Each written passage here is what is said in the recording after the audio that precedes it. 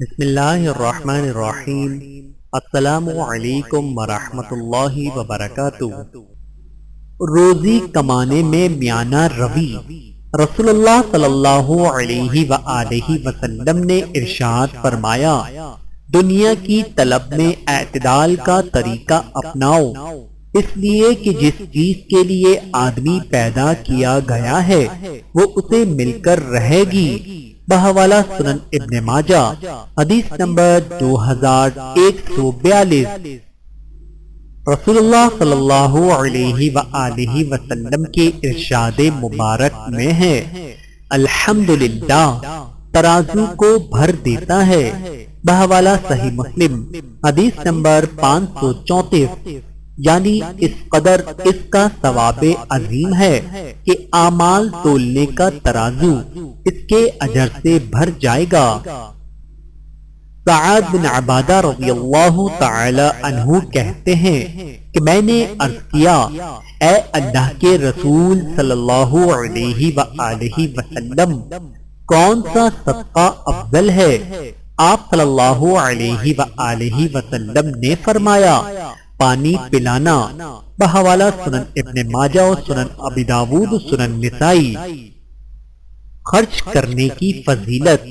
رسول اللہ صلی اللہ علیہ وآلہ وسلم نے فرمایا کہ اللہ تعالی فرماتا ہے، اے ابن آدم، تو خرچ کر تو میں تجھ کو دیے جاؤں گا۔ بحوالہ صحیح بخاری، حدیث نمبر 5352۔ وضو کے پانی کے ساتھ گناہوں کا جھڑنا۔ رسول اللہ صلی اللہ علیہ وآلہ وسلم نے ارشاد فرمایا، جو شخص اچھی طرح وضو کرے تو اس کے گناہ بدن سے نکل جاتے ہیں، یہاں تک کہ ناخنوں کے نیچے سے بھی نکل جاتے ہیں۔ بحوالہ صحیح مسلم، حدیث نمبر 578۔ یہ بھی جھوٹ شمار ہوگا۔ رسول اللہ صلی اللہ علیہ وآلہ وسلم نے ارشاد فرمایا، جو بچے سے یوں کہے کہ ادھر آؤ یہ لے لو اور پھر اسے کچھ نہ دے تو یہ جھوٹ ہے۔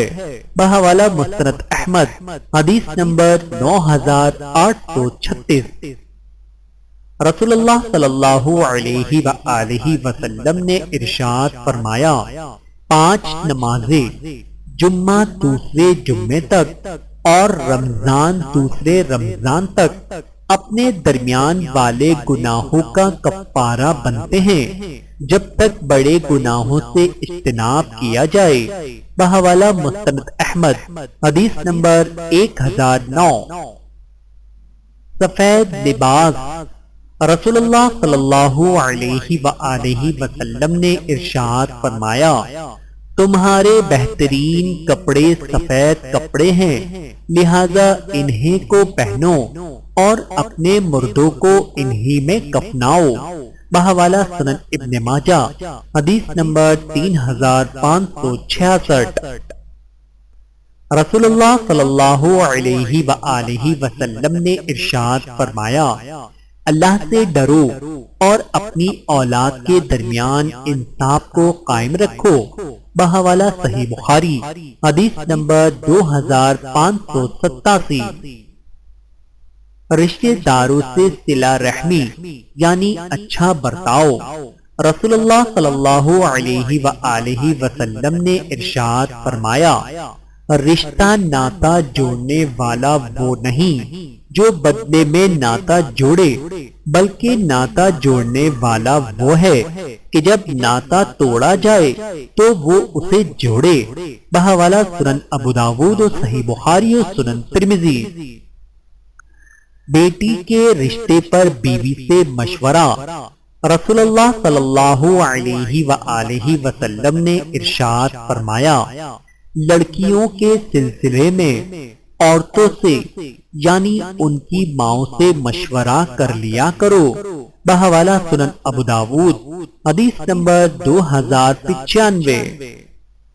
موت کی یاد اور اس کی تیاری۔ رسول اللہ صلی اللہ علیہ وآلہ وسلم نے ارشاد فرمایا، لذتوں کو توڑنے والی یعنی موت کو کثرت سے یاد کیا کرو۔ بحوالہ سنن ترمذی و سنن نسائی و سنن ابن ماجہ۔ دنیا اور آخرت میں بھلائی کے لیے دعا۔ حضرت انس بن مالک رضی اللہ تعالی عنہ نے بیان کیا کہ نبی کریم صلی اللہ علیہ وآلہ وسلم دعا کرتے تھے، اللہم ربنا آتنا فی الدنیا حسنۃ وفی الآخرۃ حسنۃ وقنا عذاب النار۔